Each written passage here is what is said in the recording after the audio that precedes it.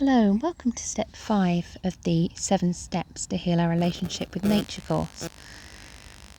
Today is very much about revisiting the lessons from nature, and this is very much about finding your personal lessons through connecting with nature. But I wanted to show you these daffodils. So this was a lesson for me just recently. It occurred to me that so much of the time the daffodils are hidden under the ground as bulbs.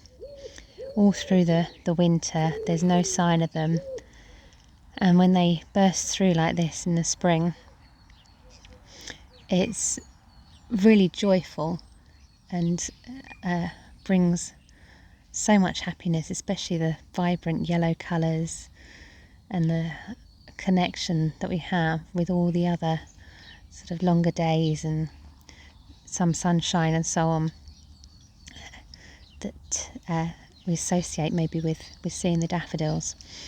So the message really for me was about having faith instead of the fear that the daffodils will never return and so on. I had the same with the bats, about worrying about whether they're going to re-emerge this year, knowing that they're under a lot of pressure.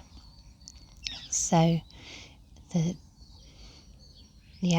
lesson really here for me was about just having a different relationship with fear. It's not making it go away or trying to make it go away, because actually making it go away doesn't work.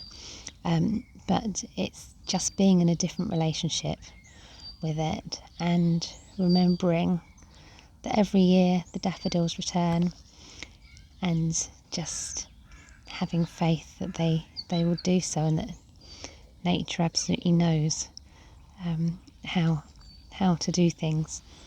So none of my fears and worries will make any difference at all to that. It just disturbs my state and disturbs my relationship with nature. So that's just one of the many lessons. I think the other aspect to it is kind of taking your cue from nature about how to be, and sort of the mindset. If we're going to have a healthy relationship with nature, then it's very much about taking your cue about these ideas of giving back, everything in balance, not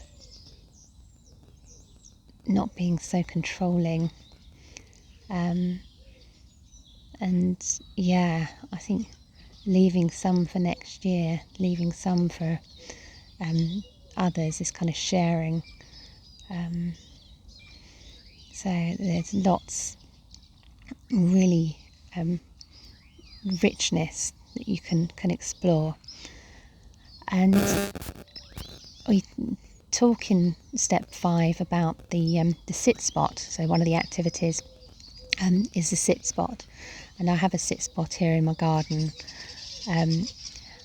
Actually, I use several, but there's one in particular,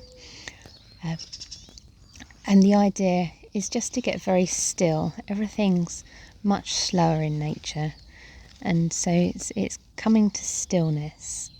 And I like to just do a practice which allows me to settle into the present moment, so that I'm not distracted by to-do lists and so on. So I take a few moments when I sit, just to allow myself to settle and to really connect. And then just noticing whatever arises in the present moment. And with that stillness, the birds and so on are much less bothered about me being there. And so everything kind of comes closer.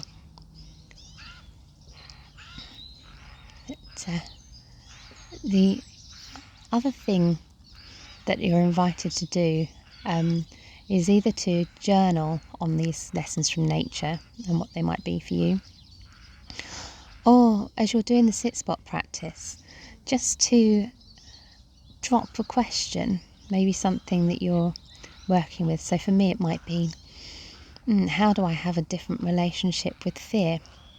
And I'm not trying to answer that question myself. I'm certainly not trying to answer it from my mind.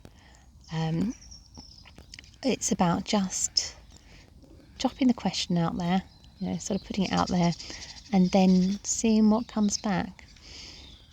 Maybe answering it from your sort of felt experience, or just seeing what inspiration comes to you.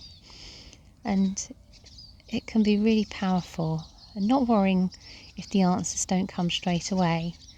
It's a bit of a practice, so sometimes it's better to start with the small stuff. In fact, I would say always it's better to start with the small stuff. So it could be just, what's my lesson today? What am I going to learn today? And then just seeing what comes back to you. But definitely a nice one to explore.